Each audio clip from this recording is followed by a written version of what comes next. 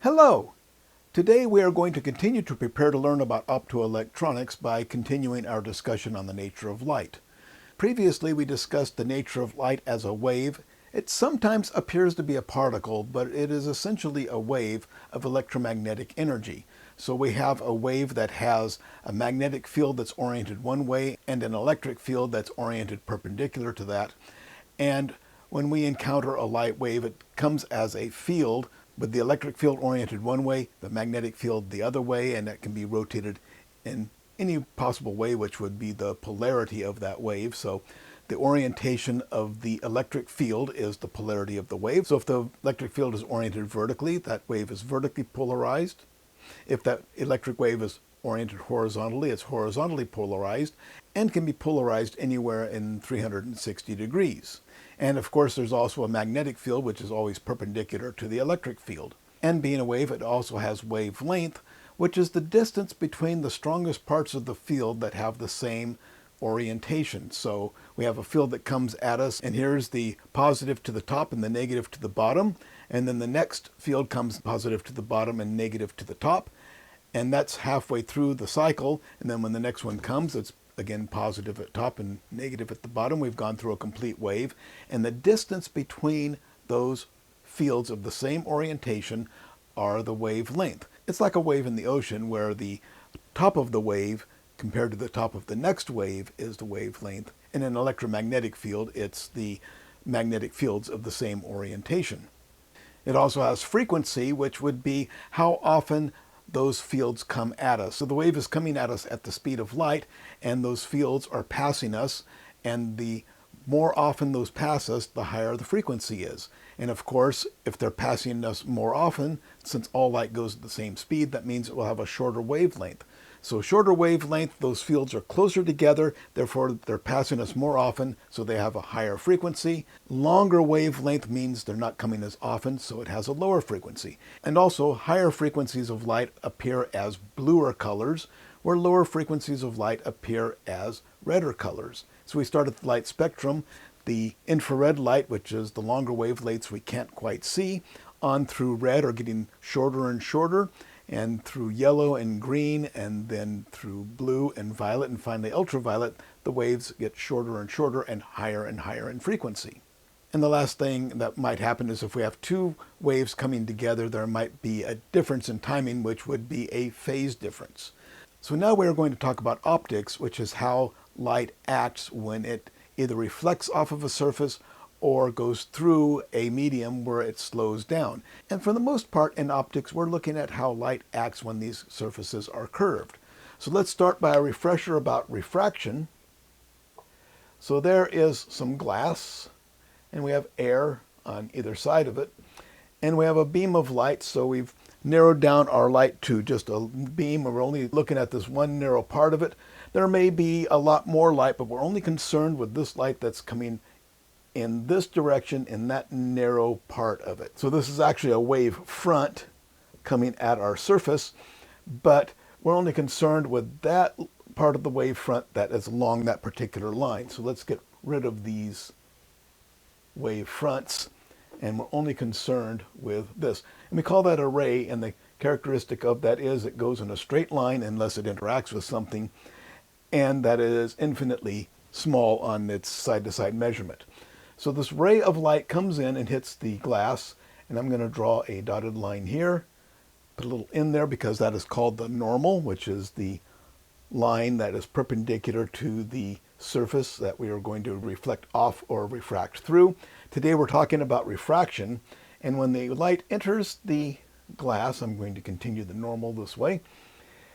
We discussed earlier that it's going to slow down. Of course, the light doesn't really slow down. It's really a wave of energy that slows down, but that's beside the point. We'll just consider the light as slowing down. And I also showed that because it's a wave front, it's going to slow down here before it slows down here, so it's going to curve. But we're going to look at just the ray, and we'll see that it's going to bend. I want to bend a little more than that. Let's make a better example. There we go. So it's going to bend when it hits that surface. And notice that when we are entering the medium, that the light bends toward the normal. Now when we exit, what's going to happen is that this side is going to speed up before that side, and so it's going to bend back to its regular length. Of course, remember, it's not accelerating because the light appears to slow down in the glass because of interactions of the different waves, but it's not really slowing down. And so when it gets out of the glass, it no longer has those interactions, and so appears to go at its normal speed. But notice that the light goes out parallel to the ray of light that came in, and when it exits, it bends away from the normal. So that is the nature of refraction. So what we want to do now is look at what happens when light refracts off of a curved surface. So let's change that piece of glass from something that's flat on both sides. I'm going to make it flat on one side. Let's give it some thickness here. Now I'm going to make it curved. That's not too bad. Curved on the other side. This would be called a plano-convex lens because it's flat on this side, or a plane, but it's convex. Convex meaning to stick out on this side. So what's going to happen when that light, let's just have the light go straight through this time. Well, it's not coming in at an angle, so what's going to happen? It's going to just go straight through. No problem. What's going to happen with a ray of light that strikes there? Well, if we look at the surface of the glass, it's no longer hitting the glass straight. We'll just draw a line there to show the angle, and of course the normal now goes out that way, and the normal comes out in this way. So the light is going to bend which way? Toward the normal. So it's going to bend. So there it is, bending towards the normal. And when it hits this surface here, we have a new normal. So when the light strikes here, it's going to accelerate here first, and that's what's going to bend away from the normal. So it's going to curve even more. Kind of looks a little different because we saw with the original, the light came in, bent, and then went straight, but now the light is coming in. And I'm going to angle that. The normal is now that way, and the light is going to now bend away from the normal like that. So we get a different geometry if we have those angles. So the light finally bends and hits the original point right there. Now that's kind of important because notice that the light that went straight through and the light that bent intersect at a certain point. And if we do the same thing at this side over here, we're going to get the same reaction. I'm not going to draw all the planes and stuff, but we're going to get the light is going to bend, and then it's going to bend some more. And notice that the light is all intersecting at this point here. Let's see what happens if the light comes somewhat halfway between. It's going to bend some more, and all of these light rays, assuming that this is a nice spherical curve, are going to essentially cross at one point, and that point is called the focus. Now, just to be real here, if this is a spherical lens, the light coming into the middle is going to actually focus a little further away than light coming through the edge, just because of the nature of the curve. And so we won't get a perfect focus. We'll actually get a range of focus. So assuming that these light rays are parallel, that means they're coming from a great distance, because let's say they were coming from a nearby source. How about if I draw a candle here? There's a candle flame. Those light rays are going to come out like that. But the further we get away from that candle, the closer those light rays become to being parallel. If we're a great distance away, those rays will essentially be parallel. And the best test for this would be to look at a star, because those are incredibly far away. So all of the waves coming from them are going to be flat planes, meaning that the rays, which are perpendicular to the planes, are going to all be parallel. So basically, we're trying to focus a star, and we really can't get a good spot. We're going to get to a point where we get a fuzzy area, and we go through that fuzzy area that's a little bigger than we would like, and then it's going to get bigger again. So if we are trying to create an image of this star, more about imaging later, if we put a plane here to focus it on, it's out of focus, out of focus. We're going to get to a range where it's as small as it's going to get, and then it starts getting bigger again. So we put this something for it to focus on here. The light is coming to a, basically it would be, let's say if that's a card, the light's going to make a round spot that's going to be lit up. As we move that further away, that spot will get smaller and smaller. We're going to reach a point where it's at its minimum size, and that will be for a range of distance, and then it's going to get bigger again. So basically that's the idea here, is that all the light coming in straight in is going to focus at one point, and we can put something there and we will get that point. But as we move closer to the lens, that's going to get bigger, and as we move away from the lens, that's going to get bigger. And so the spot where it's the smallest is called the focus. Now let's see what happens if this light comes in. I'm going to redraw this just to simplify things. Here's our plano convex lens.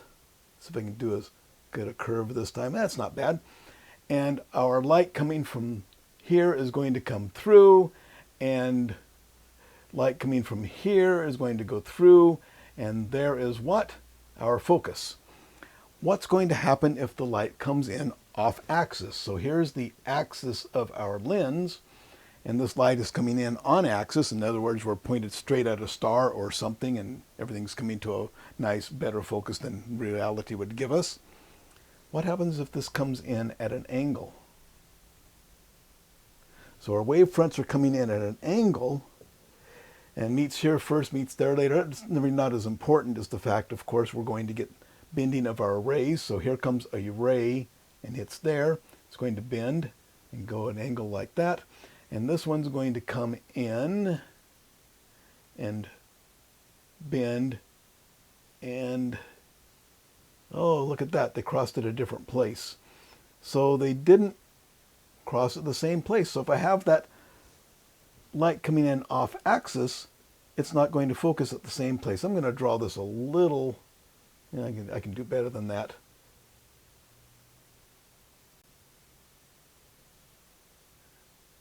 Here, I'll call it right there. So I make a plane right here. And so here we had the light coming in straight, focused here, but the light coming in off axis, focused over here. Well, that's how we create an image with the light, is light coming in on axis, focuses there. Light coming in from below the axis is going to focus high. Light coming in above the axis is going to focus low. And that works the same for right and left and any other angle from the axis. And so what that means is that if we have an object out here, just want to make a little room, let's say somewhere off in the distance we have a candle. Why do I use a candle? I don't know. It seems like everybody likes to use a candle as an example for how optics work. So we're imaging from this candle. We have a bright light up there, but we're actually going to see light reflecting off the whole candle, coming in, and the light from the top of the flame is going to come through and focus there, and the light from the bottom of the candle is going to come through and focus there. So what do we get? Let's get rid of all this clutter here. Light from the top focuses there, comes through and focuses there. Light from the bottom comes through and focuses here. And light from in between focuses in between. So we end up with an inverted image of the candle. Now before I go on, I want to point out something that this is actually a complication of, but I want to show the idea of a pinhole camera, because that helps us understand how an image is formed. I kind of got ahead of myself there, but because we're talking about optics. So I'm going to make a pinhole camera.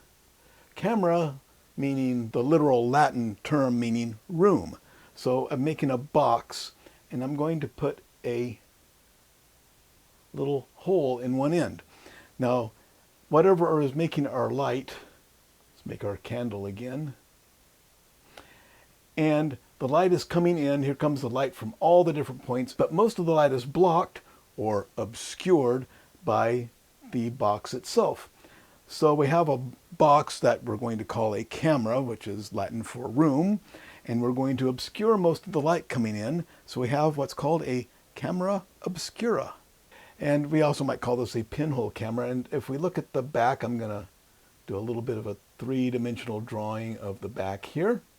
What's going to happen to the light that comes from the top of the candle? Well, that light's going to come in all directions, as I showed before, but everything that hits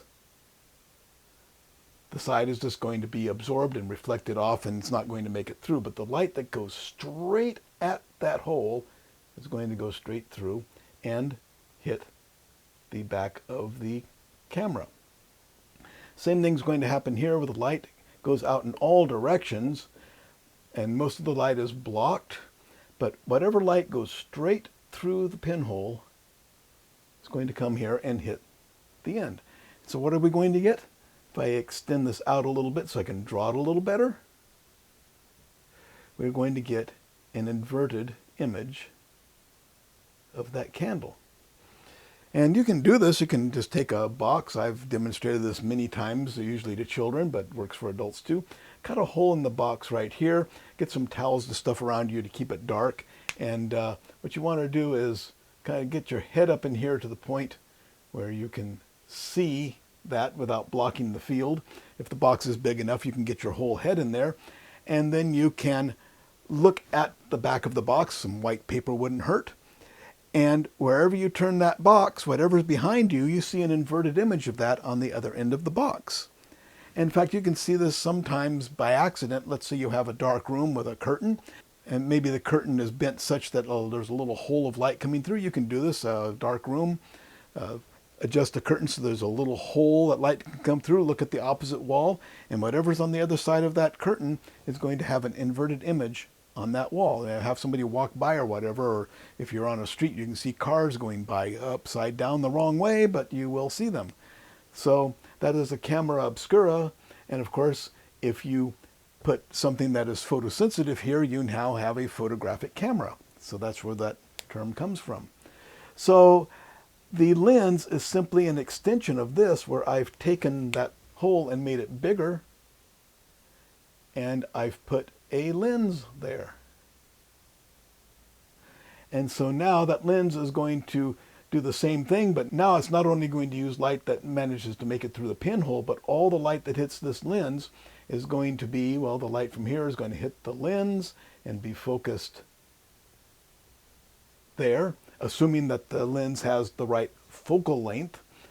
And so whatever the focal length of the lens is, which is, if we draw the raw lens out here, remember our light came in and bent and focused at a certain point. The distance between the lens and that focus is called the focal length. I'll just abbreviate that FL. And so we have to make sure that the back of our camera is at that focal length. So the camera obscura didn't matter. The bigger you made it, the bigger the image, because everything was coming through that pinhole. But once we put a lens there, we have to have that back plane at the focus of the lens. So we have to make sure that the distance is the focal length of the lens. But nevertheless, we get that image coming through there. And I'm just assuming that this lens happens to be ground and polished to have a focal length that right where this back of the camera happens to be. So that's the basics of a lens. So just a quick reiteration. We have our lens. I'm making a simple plano-convex lens with a spherical shape. But we'll just assume that light coming in straight is going to bend, and those light rays will cross at a certain point called the focus, and any light coming in is going to go through that focus. Now, of course, if that's spherical, that focus is going to have a little bit of a length to it, but we'll just look at it as a point for the time being. And so if I put a piece of cardboard here, I'm going to see once again a light, but the further I move it back, the smaller that cone of light's going to get until I get to the focus.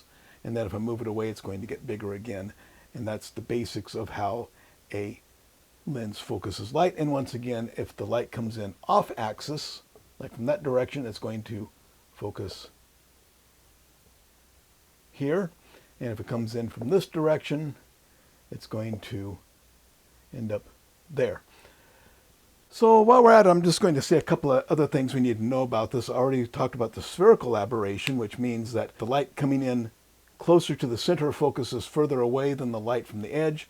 So we get that focus area that we can't quite get it perfectly in focus. Another thing we need to know is that this is actually curved. It's not a flat plane.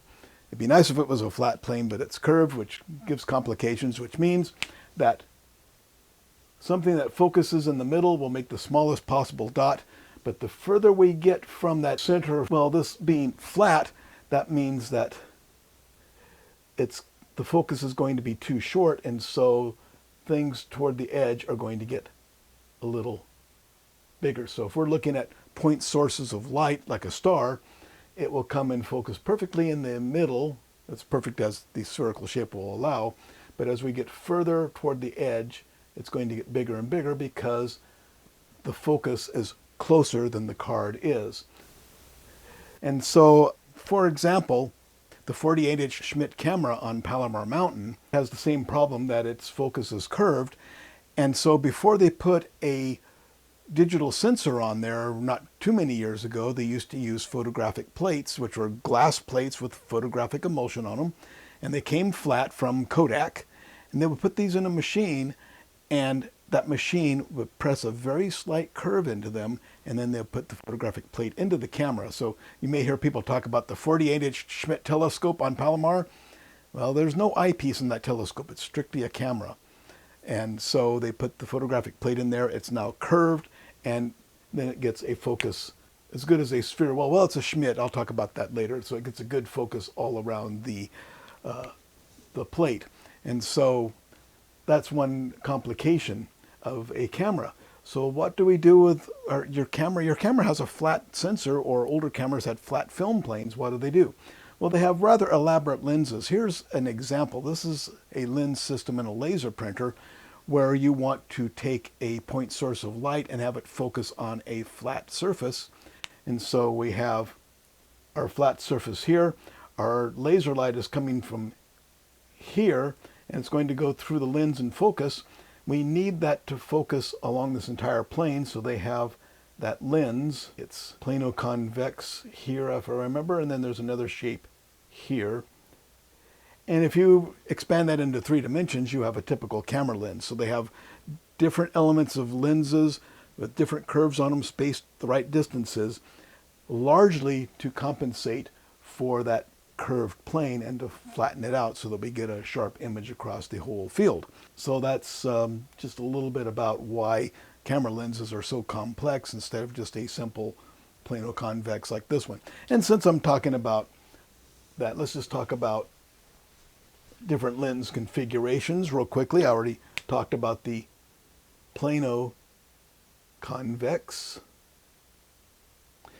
If we have a curve on both, it's a convex-convex or double convex lens. How about concave? Do they make lenses like that? Well, I just showed one. They will have lenses like this. A plano-concave lens might be part of a system of lenses to focus on a flat field. And so we have concave and plano. And we might have concave or dual concave lenses. And the difference is, what does a concave lens do? Well, it will disperse light. So a convex lens will focus light. A concave lens, I'll make this plano-concave, will disperse light. How is that useful? Well, it can be used in combinations with other lenses for different effects, or it can actually be used as a magnifier. In fact, the earliest telescopes, there is the earliest telescope right there. I just showed you the earliest telescope. This would be called a Galilean telescope, and it has a converging lens, probably plano-convex on one end, and a plano-concave on the other end, and the result is that that's going to focus maybe right here at just the right place so that the light comes in and diverges greater than that. And so since it's diverging greater, it's going to enlarge the image. And so if I put my Mark 1 eyeball here, that's an eyeball, there, eyelashes. Okay, so I put my eyeball there, it's going to see an enlarged image. And if I get my eye to just the right place, I'm going to get an image focused on the back of my eye that looks bigger than it would be without this system in there. So that's a very simple telescope using both converging and diverging lenses. While I'm at it, I can talk about another problem we have with a simple lens and how that can be solved. And I'm going to just draw a double convex lens this time.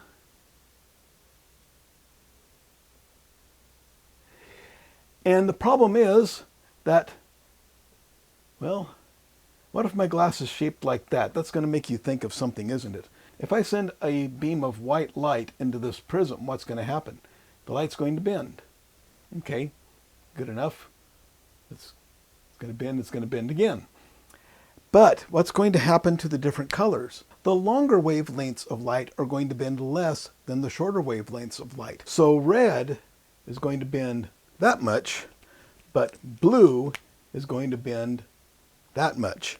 So we get a dispersion of the colors, and we get what we call a spectrum or a rainbow out of that particular shape. Aren't we going to get that here too? You betcha. So what's going to happen is that the blue colors are going to focus here, and the red colors are going to focus there, basically. I should have extended these to remind us that the rays are crossing there. They don't come to an end. And so I get, instead of spherical aberration, I get chromatic aberration. And you can see this looking through telescopes or binoculars. It cannot be fully eliminated. You'll see a little bit of a color fringe around a star if you look at it. So look at a star and you'll see that there's blue on one side and red on the other side. And you can eliminate this somewhat, but not perfectly. So how do we eliminate it? We use what's called an achromatic lens, or more modernly, they have lenses that are called apochromatic. And essentially, it is a dual lens. I'll draw these with a lot of separation.